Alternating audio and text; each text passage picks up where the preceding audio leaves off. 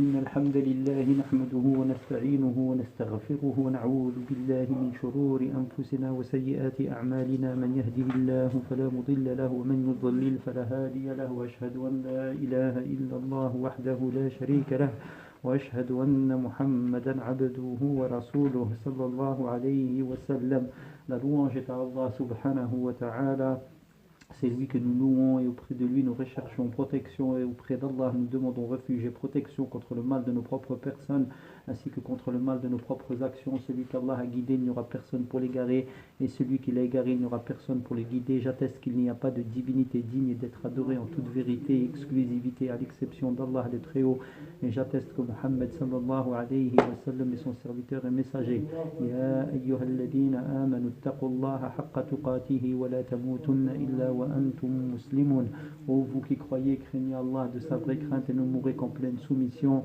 يا أيها الناس اتقوا ربكم الذي خلقكم من نفس واحدة وخلق منها زوجها وبث منهما رجالا كثيرا ونساء واتقوا الله الذي تساءلون به والأرحام إن الله كان عليكم رقيبا. Ô vous les hommes, craignez votre Seigneur qui vous a créé à partir d'une seule âme et qui a créé à partir de celle-ci sa compagne et a multiplié à partir de ces deux-ci un grand nombre d'hommes et de femmes, et craignez Allah au nom duquel vous vous implorez mutuellement et craignez de rompre les liens du sang. Allah observe parfaitement ce que vous faites.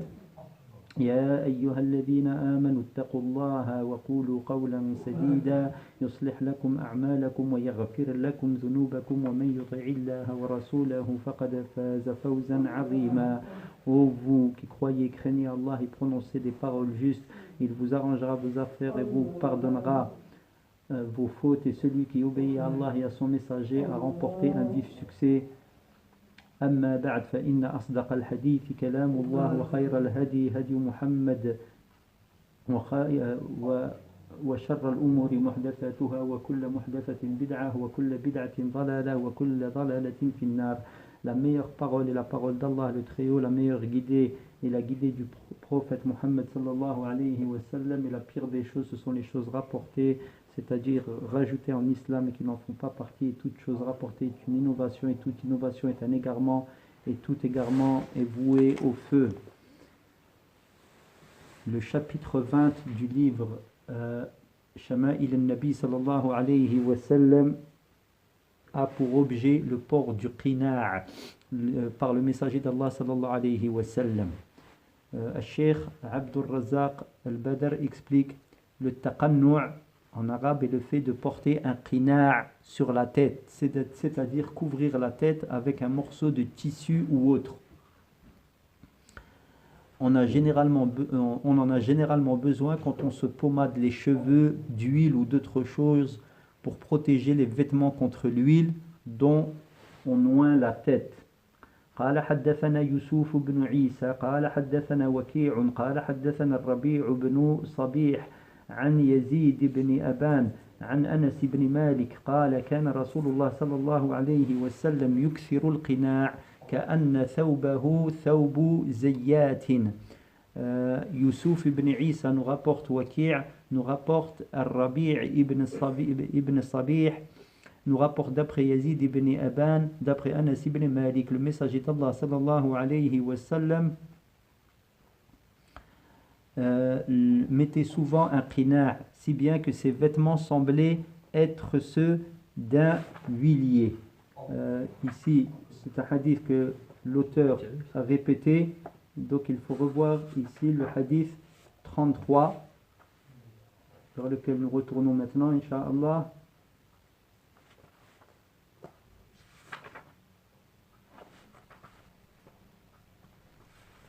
Donc on nous dit que c'est pas faible, justement le prophète était propre en général, il ne semblait pas à lui. On va revoir ça, Inch'Allah. Effectivement, il dit à ce sujet, la chaîne de transmission est faible, elle contient Ar-Rabi' ibn Sabih, qui est Saduq. Donc, il est véridique, mais à la mémoire déficiente. L'imam Ibn Hibban dit, c'est un dévot, donc un homme pieux, mais le hadith n'était pas son domaine de prédilection. Ainsi, il y a beaucoup de réprobation dans ce hadith sans qu'il s'en rende compte. voir Al-Du'afa wal-Matroukin d'Ibn al-Jawzi. Il y a aussi Yazid ibn Aban al-Raqashi qui est faible. C'est pas le fameux hadith, c'est pas ce hadith qui traite le fameux défaut dans le texte lui-même. Donc là, c'est toujours dans la chaîne de transmission. Donc, la parole, le messager d'Allah mettait souvent un qina', c'est-à-dire sur sa tête, si bien que ses vêtements semblaient être ceux d'un huilier. Les vêtements de l'huilier montrent les traces de l'huile. Nous avons déjà souligné la faiblesse de ce hadith et la partie réprouvée dans son contenu. Effectivement, c'est dans ce hadith qu'il y avait aussi également une faiblesse dans son contenu. Dans Sahih al-Bukhari, on trouve un hadith adéquat à ce chapitre, d'après Aïcha, qu'Allah soit satisfait d'elle, qui dit « Tandis qu'un jour, nous étions assis dans la demeure d'Abu Bakr à proximité du midi, de la mi-journée, Allahu alam, quelqu'un dit à Abu Bakr, voilà le messager d'Allah sallallahu alayhi wa sallam avec un qina', c'est-à-dire sur la tête, donc un tissu sur la tête. Je crois que ce hadith fait la référence au moment où Abu Bakr, le prophète sallallahu alayhi wa sallam, est venu chez Abu Bakr pour lui annoncer qu'il était autorisé. Donc le prophète sallallahu alayhi wa sallam a fait après à faire l'hégire, après qu'il ait ordonné à beaucoup de ses compagnons de le faire, l'hégire vers Médine. Donc Ibn al-Qayyim rahimahullah dit dans Zad al-Ma'ad, le prophète sallallahu alayhi wa sallam l'a fait à 7 heures pour se couvrir. Son acte a donc été fait par nécessité. Il n'était pas dans son habitude de porter un qina'. Dans le chapitre suivant, de la manière de s'asseoir du messager d'Allah sallallahu alayhi wa sallam. Cheikh Abdul Razzaq explique que le but de ce chapitre est de montrer comment le messager d'Allah sallallahu alayhi wa sallam s'asseyait. قال حدثنا عبد ابن حميد قال حدثنا عفان بن مسلم قال حدثنا عبد الله بن حسان عن جدتيه عن قيلة بنت مخرمة أنها رأت رسول الله صلى الله عليه وسلم في المسجد وهو قاعد القرفصاء قالت فلما رأيت رسول الله صلى الله عليه وسلم المتخشع في الجلسة أرعدت من الفرق. Donc Abd ibn Humayd nous rapporte, Affan ibn Muslim nous rapporte, Abdullah ibn Hassan nous rapporte d'après ses deux grands-mères, d'après Qayla binti Makhrama, qui a vu le messager d'Allah sallallahu alayhi wa sallam dans la mosquée alors qu'il était assis en tailleur. Elle dit, lorsque je vis le messager d'Allah sallallahu alayhi wa sallam recueilli dans sa posture, je me mis à trembler. Il dit ici d'effroi, mais ce n'est pas un trembler d'effroi, c'est le sentiment que lui a inspiré le prophète sallallahu alayhi wa sallam, ce sentiment de vénération, ce sentiment de voir le prophète, le meilleur des hommes, ainsi de la sorte, en tailleur, dans cette position de recueillement. Allahu a'lam, trembler d'effroi, ça n'est pas la bonne traduction, Allahu a'lam. Nous avons déjà vu, pour ma part, je ne la vois pas comme ça. Donc, Cheikh explique, nous avons déjà vu une partie de ce hadith qui est très long et qui narre le récit de la conversion à l'islam de Qayla, radiyallahu anha. Donc, sa parole alors qu'il était assis en tailleur. Les savants, puisse Allah le faire miséricorde, citent de deux façons d'adopter cette posture dite qurfusan. Donc, premièrement, on s'assoit sur les fesses en ramenant les cuisses vers le ventre que l'on ceint des bras. Ça, c'est la première interprétation. On appelle cette posture ainsi parce que le corps se regroupe. Yataqarfasu en arabe. Il se regroupe. Il se rassemble donc. Une partie sur une autre. On l'appelle également l'ihtiba. Deuxièmement, on s'assoit, donc l'autre manière, on s'assoit en prenant appui sur les genoux comme la session du tashahhud. Donc la position du tashahhud, puis on colle le ventre contre les cuisses en plaçant les mains sous les aisselles. Donc comme au tashahhud, et ensuite comme ça. Le ventre, on ramène le ventre aux cuisses, non, sous les aisselles les mains. D'accord? Était-il comme ça? Il dit, là sur là, je me mis à trembler. Elle dit, donc je fus saisi d'un tremblement dans tout mon corps, de tout mon corps. Il dit ici, donc dans la traduction, il dit, comme il dit, d'effroi, de peur en raison de la crainte qu'Allah a placée en la personne du prophète sallallahu alayhi wa sallam. C'est-à-dire, il a placé donc la crainte dans la personne du prophète sallallahu alayhi wa sallam. Donc ça revient en fait d'effroi, de peur. C'est pas un, comme je l'ai dit, pour ma part, je n'adhère pas à la traduction d'effroi, parce qu'il dit de pas la position, elle a eu peur, on va dire, en raison de la crainte qu'Allah a placée en la personne du prophète sallallahu alayhi wa sallam, yani ce qu'elle a vu de cette position, ce qu'elle en a interprété elle, donc ce qu'elle a vu. Wallahu ta'ala a'lam. Quant à la bonne traduction. قال حدثنا سعيد بن عبد الرحمن المخزومي وغير واحد قالوا حدثنا سفيان عن الزهري عن عباد بن تميم عن عمه أنه رأى النبي صلى الله عليه وسلم مستلقيا في المسجد واضعا إحدى رجليه على الأخرى. Donc Saïd ibn Abd al-Rahman al-Makhzoumi et plus d'un nous rapporte, Sufyan nous rapporte d'après Az-Zuhri, d'après Abbad ibn Tamim, d'après son oncle paternel, il vit le prophète sallallahu alayhi wa sallam allongé dans la mosquée en posant un pied sur l'autre. Donc le hadith précédent, il a été rapporté par Abu Daoud dans son Sunan. Et ce hadith a été rapporté par Al-Bukhari et Muslim et l'auteur dans son Jami'.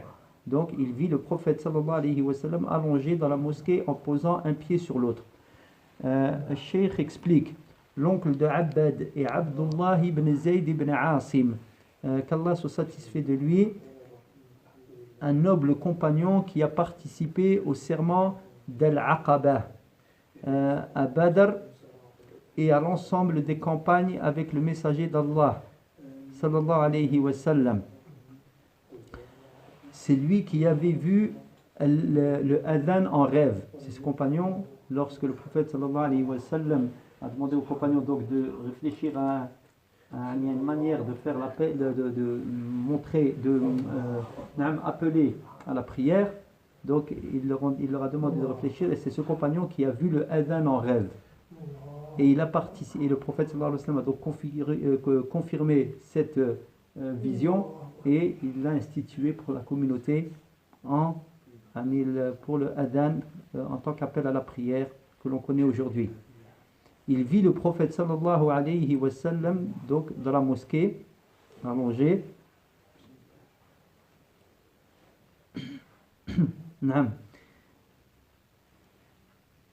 Donc, et ce compagnon dont nous parlons et qui rapporte ce hadith a participé à la mise à mort de Musaylama al-Kadhab, le menteur, celui qui a prétendu à la prophétie du temps du prophète sallallahu alayhi wa sallam. Et c'est après le temps du prophète sallallahu alayhi wa sallam, après la mort du prophète sallallahu alayhi wa sallam, qu'il a été battu. Donc le terme dans le hadith, allongé, c'est-à-dire en train de dormir, en posant la nuque au sol. En posant un pied sur l'autre, on peut soit poser une jambe sur l'autre, tandis que les pieds sont tendus, soit relever un pied et poser l'autre dessus. C'est une posture qu'on adopte parfois pour se reposer quand on en a besoin, mais ce n'est pas une posture habituelle qu'on prend d'emblée. C'est pourquoi on ne l'adopte pas la plupart du temps dans les assemblées. On ne le fait que lorsqu'on se retrouve seul à la mosquée ou ailleurs, ou bien au sein d'un groupe restreint d'amis et qu'on en a besoin. Muslim rapporte dans son Sahih, d'après Jabir, le messager d'Allah sallallahu alayhi wa sallam a interdit de s'envelopper tout le corps dans un vêtement sans manches, de s'accroupir quand on porte un seul vêtement et de poser un pied sur l'autre quand l'homme est allongé sur le dos. Les savants concilient les deux hadiths, qui apparemment sont contradictoires, en disant que celui de l'interdiction porte sur le fait que la personne n'a pas la garantie qu'une partie de sa nudité se découvre.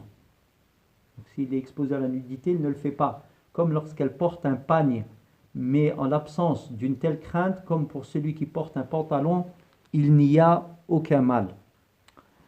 قال حدثنا سلمة بن شبيب قال حدثنا عبد الله بن إبراهيم المدني قال حدثنا إسحاق بن محمد الأنصاري عن ربيح بن عبد الرحمن بن أبي سعيد عن أبيه عن جده أبي سعيد الخدري قال كان رسول الله صلى الله عليه وسلم إذا جلس في المسجد احتبى بيديه.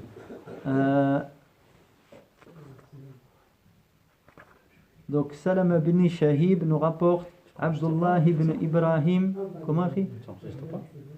Si. Mais là, comment on le fait quoi en français? Je ne coupe pas.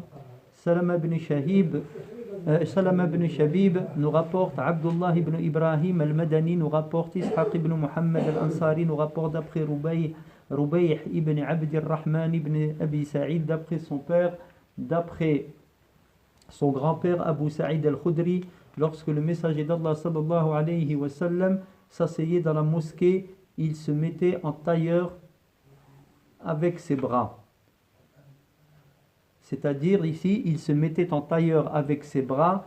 L'ihtiba consiste à s'asseoir sur le séant et à ramener le ventre et les jambes vers les cuisses tout en encerclant les jambes des mains ou en entourant un morceau de tissu dans le dos au lieu des bras. C'est une posture reposante pour le corps qui évite à la personne de devoir prendre appui contre un mur ou autre. On disait autrefois que l'ihtiba était le mur des Arabes. Il existe d'autres hadiths que celui-ci dans la description de cette posture, notamment celui de Jabir ibn Samurah radiyallahu anhu dans Sunan Abi Daoud, avec une chaîne de transmission établie qui dit quand le prophète sallallahu alayhi wa sallam avait accompli le fajr, il s'asseyait en croisant les jambes jusqu'à ce que le soleil se lève bien. Donc ici l'ihtiba, on répète sa description, s'asseoir sur le séant et ramener le ventre et les jambes vers vers les cuisses. Donc le ventre vers les cuisses, d'accord, tout en encerclant les jambes des mains ou en les entourant d'un morceau de tissu dans le dos au lieu des bras. Au lieu de faire comme ça avec les mains, donc on encercle les jambes avec un morceau de tissu comme ça. Donc ce qu'il faisait, peut-être pour se rassembler, et c'était une position reposante.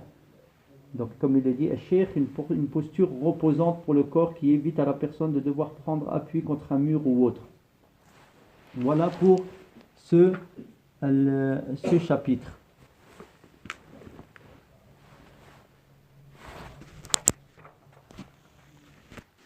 Donc le chapitre 22 traite de l'accoudoir du messager d'Allah sallallahu alayhi wa sallam. L'accoudoir est ici l'objet sur lequel on s'accoude au moment de s'asseoir, comme le coussin, le traversin et autres. قال حدثنا عباس بن محمد الدوري البغدادي قال حدثنا إسحاق بن منصور عن إسرائيل عن سماك بن حرب عن جابر بن سمرة قال رأيت رسول الله صلى الله عليه وسلم متكئا على وسادة على يساره. Abbas ibn Muhammad al-Douri al-Baghdadi nous rapporte, Ishaq ibn Mansour nous rapporte d'après Israël, d'après Simak ibn Harb, d'après Jabir ibn Samurah, j'ai vu le messager d'Allah sallallahu alayhi wa sallam accoudé sur un coussin sur sa gauche. Rapporté par l'auteur, l'imam Tirmidhi dans son Jami' et Abu Daoud dans son Sunan. Sa parole, accoudé sur un coussin sur sa gauche, c'est-à-dire sur son flanc gauche. On peut aussi s'accouder sur son flanc droit. On a parfois besoin de s'accouder pour reposer le corps. قال حدثنا حميد بن مسعدة قال حدثنا بشر بن المفضل قال حدثنا الجريري عن عبد الرحمن بن أبي بكرة عن أبيه قال قال رسول الله صلى الله عليه وآله وسلم ألا أحدثكم بأكبر الكبائر قالوا بلى يا رسول الله قال الإشراك بالله وعقوق الوالدين قال وجلس رسول الله صلى الله عليه وسلم وكان متكئا قال وشهادة الزور أو قول الزور قال فما زال رسول الله صلى الله عليه وسلم يقولها حتى قلنا ليته سكت. Donc Humayd ibn Mas'ada nous rapporte Bishr ibn al-Mufaddal, nous rapporte al-Jurayri, nous rapporte d'après Abdurrahman ibn Abi Bakra, d'après son père, le messager d'Allah sallallahu alayhi wa sallam a dit: ne vous informerai-je pas des plus grands péchés majeurs, des péchés majeurs? Ils dirent certainement au messager d'Allah. Il reprit l'association à Allah et la désobéissance aux parents. Le messager d'Allah sallallahu alayhi wa sallam s'assit alors qu'il était accoudé, et dit: et le faux témoignage ou la parole mensongère. Le messager d'Allah sallallahu alayhi wa sallam ne cessa alors de leur répéter jusqu'à ce que nous dîmes si seulement il s'était tu. Donc ici c'est un hadith qui est rapporté par Al-Bukhari wa Muslim.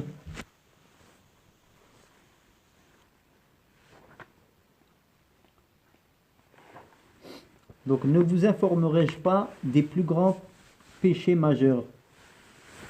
Donc cette tournure est utilisée, donc des péchés majeurs ici, les plus grands des péchés majeurs. Cette tournure est utilisée souvent par le prophète sallallahu alayhi wa sallam dans l'enseignement et l'orientation. Elle permet d'attirer les cœurs et l'attention, c'est-à-dire ici ne vous informerai-je pas, ne vous informerai-je pas. Le prophète sallallahu alayhi wa sallam a voulu informer des plus grands péchés, des péchés majeurs, afin que les musulmans s'en prémunissent, de sorte de ne pas y tomber. Tout comme il est demandé aux musulmans de connaître le bien pour le mettre en pratique, il lui est également demandé de connaître le mal afin de l'éviter. Comment celui qui ignore quoi éviter pourrait-il l'éviter? Donc il faut être dans une preuve de ce que nous faisons et une connaissance de ceci, afin de ne pas faire ce qui serait contraire à ce qui est attendu de nous. Les savants ont rédigé des ouvrages spécifiques sur les grands péchés, dont l'un des meilleurs est Al-Kaba'ir, donc traduction les grands péchés, de l'imam Al-Zahabi. Ici, dans la note de bas de page, on lit: les parents doivent accorder une attention particulière à ce livre dans les foyers musulmans, avec leurs familles et leurs enfants. Ils doivent le lire ne serait-ce qu'une fois afin de connaître les grands péchés et de prendre connaissance du châtiment qu'Allah Azza wa Jal a préparé pour ceux qui les commettent. Ils seront ainsi sur leur garde. Donc la parole du prophète sallallahu alayhi wa sallam, l'association à Allah. Al-Cheikh explique que c'est le plus grand des péchés majeurs et la pire injustice. Allah déclare dans le Coran: l'association est vraiment une injustice énorme. Il s'agit de placer un autre qu'Allah sur un pied d'égalité avec lui, dans l'une de ses spécificités ou l'un de ses droits, c'est-à-dire dans l'adoration ou dans ce qu'Allah, dans une de ses actions d'Allah Azza wa Jal. Celui qui accorde à un autre qu'Allah l'une de ses spécificités dans sa divinité, ses noms et attributs, ou un de ses droits comme l'invocation, l'immolation, le vœu pieux ou tout autre acte d'adoration, se rend alors coupable de polythéisme et a commis le plus grand des péchés majeurs. Donc il y a plusieurs péchés majeurs, le plus grand d'entre eux c'est l'association, qu'Allah nous en préserve. Donc sa parole est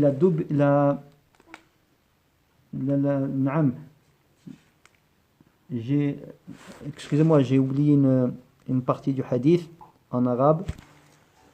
Donc ensuite le prophète sallallahu alayhi wa sallam a dit: et la désobéissance aux parents, après avoir évoqué l'association à Allah Azza wa Jal.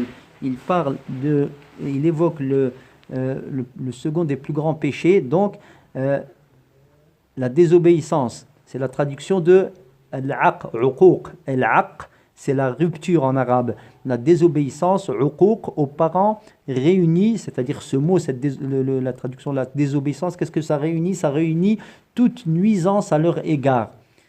Pas seulement le fait que tu leur désobéis, ils t'ordonnent quelque chose, tu ne le fais pas, mais même tout ce qui est susceptible de leur causer une nuisance par ta cause, c'est du uquq, c'est aqq al-walidayn, c'est de la désobéissance. Donc, le fait que le prophète sallallahu alayhi wa sallam ait cité la désobéissance aux parents après le péché majeur de l'association représente la preuve de l'ampleur de leurs droits des parents et du danger de leur désobéir. Allah Azza wa Jal a joint dans plus d'un passage du Coran leurs droits aux siens. Le Très-Haut dit notamment « Et ton Seigneur a décrété n'adorer que lui et marqué de la bonté envers les pères et mères. » Et dans un autre verset « Sois reconnaissant envers moi, donc envers Allah Azza wa Jal, ainsi qu'envers tes parents. » La parole, le messager d'Allah sallallahu alayhi wa sallam s'assit alors qu'il était accoudé, c'est-à-dire quand il a dit l'association à Allah et la désobéissance aux parents, il était accoudé, puis il s'est assis. On en déduit qu'il n'y a pas de mal à ce que la personne s'accoude quand elle prodigue quelques enseignements religieux. Ensuite, il dit, sallallahu alayhi wa sallam, et le faux témoignage ou la parole mensongère. C'est-à-dire, il y a deux paroles ici avec un doute. Ici, le doute provient du narrateur lorsqu'il dit « ou ».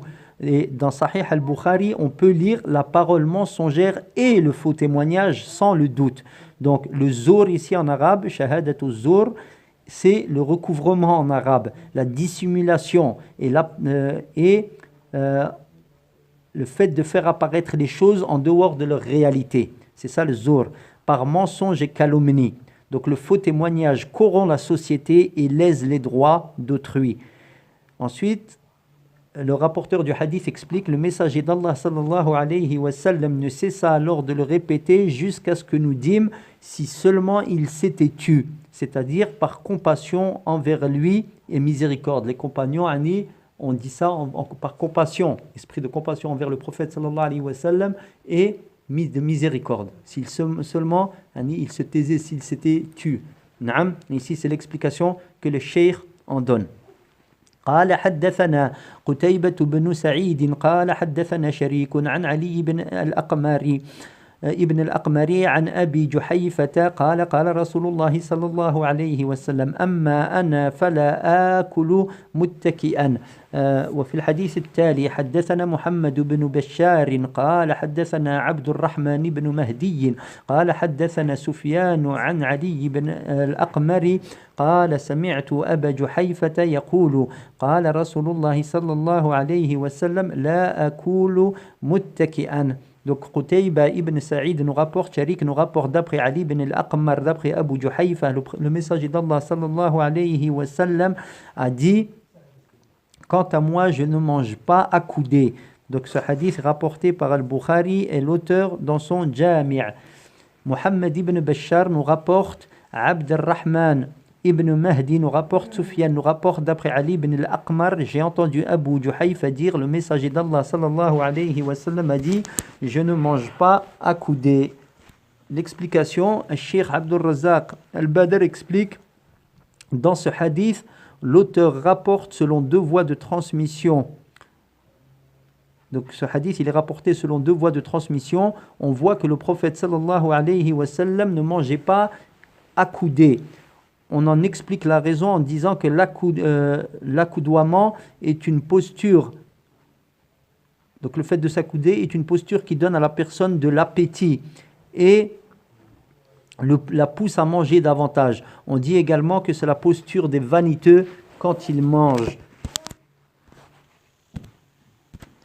Donc Ibn al-Qayyim rahimahullah explique, on a expliqué que le terme accoudement veut dire s'asseoir en tailleur ou prendre appui sur quelque chose ou s'allonger sur le côté. Les trois postures font partie de cette description, de la position de fameux accoudement, donc le fait de s'accouder. L'une d'entre elles nuit à celui qui mange. Donc l'une d'entre elles, c'est celle qui, à savoir s'accouder sur le côté. Elle empêche la voie naturelle des aliments de maintenir sa position et même des aliments d'atteindre l'estomac. Donc elle interdit à ces derniers de parvenir rapidement à l'estomac, lequel subit une pression. Il devient alors difficile, son ouverture est difficile pour accueillir les aliments. Ajoutons à cela qu'il s'incline et ne reste pas droit, ce qui fait que la nourriture n'y accède pas facilement. Quant aux deux autres postures, elles sont celles des tyrans et donc des orgueilleux et contraires à la condition de servitude dont le serviteur d'Allah Azza wa Jal doit faire preuve à l'égard de son Seigneur. قال حدثنا يوسف بن عيسى قال حدثنا وكيع قال حدثنا إسرائيل عن سماك بن حرب عن جابر بن سمرة قال رأيت النبي صلى الله عليه وسلم متكئا على وسادة قال أبو عيسى لم يذكر وكيع على يساره وهكذا روى غير واحد عن إسرائيل نحو رواية وكيع ولا نعلم أحدا روى فيه على يساره إلا ما رواه إسحاق بن منصور عن إسرائيل. Donc Yusuf ibn Isa nous rapporte Waki' nous rapporte Israël, nous rapporte d'après Simak ibn Harb, d'après Jabir ibn Samurah. J'ai vu le prophète sallallahu alayhi wa sallam accoudé sur un coussin. Abu Isa a dit Waki' ne cite pas sur sa gauche.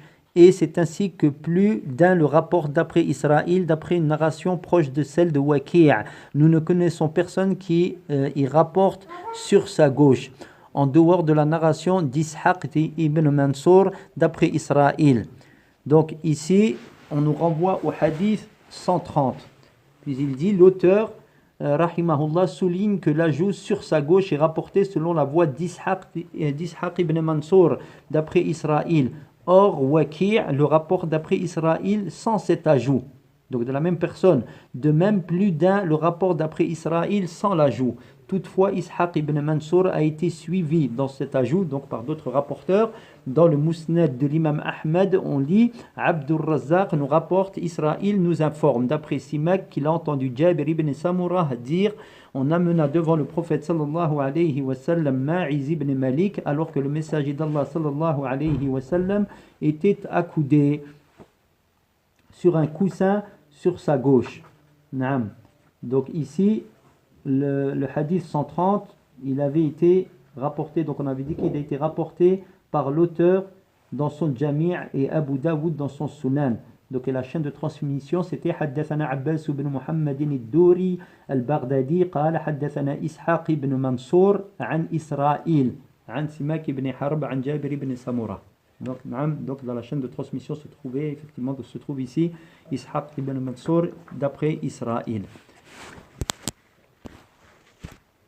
Donc l'auteur, rahimahullah, conclut ce chapitre en réitérant le hadith de Jabir ibn Samurah, qu'Allah se satisfait de lui, selon une autre voie de transmission dans laquelle n'est pas mentionné sur sa gauche. Donc contrairement au hadith précédent au début du chapitre. Le hadith du début du chapitre, est-ce qu'on a donné, on avait une indication sur son authenticité? Non. Le premier hadith, je veux dire de celui que le 130, il dit simplement qu'il est rapporté par l'auteur dans son Jami' et Abu Daoud dans son Sunan.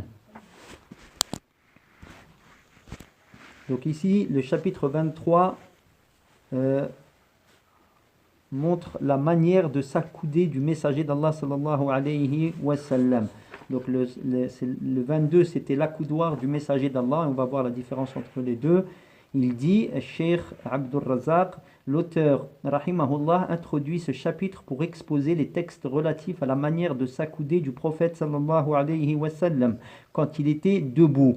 Le chapitre précédent concernait son accoudement, sa manière de s'accouder quand il était assis. Une personne prend appui sur autrui en étant debout. Donc elle s'accoude effectivement sur autrui quand elle s'appuie en fait. Quand elle est très fatigué, malade ou exténué. قال حدثنا عبد الله بن عبد الرحمن قال حدثنا عمرو بن عاصم قال حدثنا حماد بن سلمة عن حميد عن أنس أن النبي صلى الله عليه وسلم كان شاكيا فخرج يتوكأ على أسامة بن زيد وعليه ثوب قطري قد توشح به فصلى بهم Donc Abdullah ibn Abd al-Rahman nous rapporte, Amr ibn Asim nous rapporte, Hamad ibn Salama nous rapporte, d'après Humayd, d'après Anas, le prophète sallallahu alayhi wa sallam était malade, il sortit en prenant appui sur Oussama ibn Zayd, tandis qu'il portait un habit qitri qu'il avait posé sur les épaules. Il les dirigea alors dans la prière. Donc ce hadith a déjà été vu, cité au numéro 59 des hadiths qu'a rapporté l'imam At-Tirmidhi dans son livre. Donc le prophète sallallahu alayhi wa sallam était malade. Anas ibn Malik parle de la maladie dont il est mort sallallahu alayhi wa sallam. La phrase il sortit en prenant appui sur Oussama ibn Zayd, tandis qu'il portait un habit qitri. L'habit qitri est une sorte de manteau yéménite. Donc le prophète sallallahu alayhi wa sallam le mit sur ses épaules et il accomplit la prière avec cet habit. Il conduit les compagnons dans la prière. قال حدثنا عبد الله بن عبد الرحمن قال حدثنا محمد بن المبارك قال حدثنا عطاء بن مسلم الخفاف الحلبي قال حدثنا جعفر بن برقان عن عطاء بن أبي رباح عن الفضل بن عباس قال دخلت على رسول الله صلى الله عليه وسلم في مرضه الذي توفي فيه وعلى رأسه عصابة صفراء فسلمت عليه فقال يا فضل قلت لبيك يا رسول الله قال أشدد بهذه العصابة رأسي قال ففعلت ثم قعد فوضع كفه على منكبي ثم قام فدخل في المسجد وفي الحديث قصة. Donc Abdullah ibn Abd al-Rahman nous rapporte, Muhammad ibn al-Mubarak nous rapporte, Ata ibn Muslim al-Khaffaf al-Halabi nous rapporte, Ja'far ibn Burqan nous rapporte d'après Ata ibn Abi Rabah, d'après Al-Fadl ibn Abbas, j'entrai auprès du messager d'Allah sallallahu alayhi wa sallam lors de sa maladie au cours de laquelle il mourut et il avait sur la tête un bandeau jaune. Je le saluai et il dit: Ô Fadl, je dis à ton service au messager d'Allah. Il dit: serre ce bandeau sur ma tête. Je m'exécutais. Puis il s'assit en posant la paume de sa main sur mon épaule. Il se leva ensuite et entra dans la mosquée. Et il y a encore un récit dans ce hadith.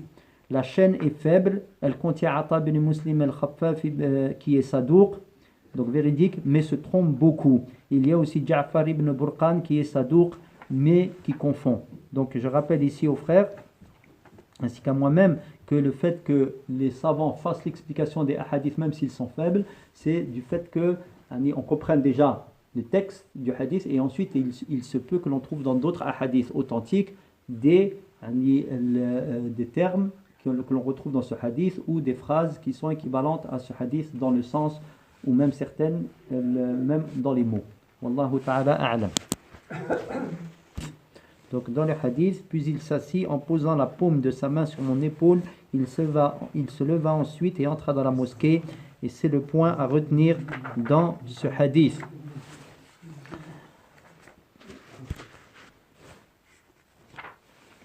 Donc le 24e chapitre traite du mode, de la manière, la description de la manière de manger du messager d'Allah sallallahu alayhi wa sallam. Le Cheikh explique, l'auteur introduit ce chapitre afin d'exposer la façon dont le prophète sallallahu alayhi wa sallam prenait son repas, comme il s'asseyait quand il voulait manger, comment il s'asseyait quand il voulait manger et autres bienséances rapportées. قال حدثنا محمد بن بشار قال حدثنا عبد الرحمن بن مهدي عن سفيان عن سعد بن إبراهيم عن ابن لكعب نعم ابن مالك عن أبيه أن النبي صلى الله عليه وسلم كان يلعق أصابعه ثلاثا. قال أبو عيسى وروى غير محمد بن بشار هذا الحديث قال يلعق أصابعه الثلاثة. Donc Muhammad ibn Bashar nous rapporte, Abdurrahman ibn Mahdi nous rapporte d'après Sufyan, d'après Sa'd ibn Ibrahim, d'après un fils de Ka'b ibn Malik, d'après son père, le prophète sallallahu alayhi wa sallam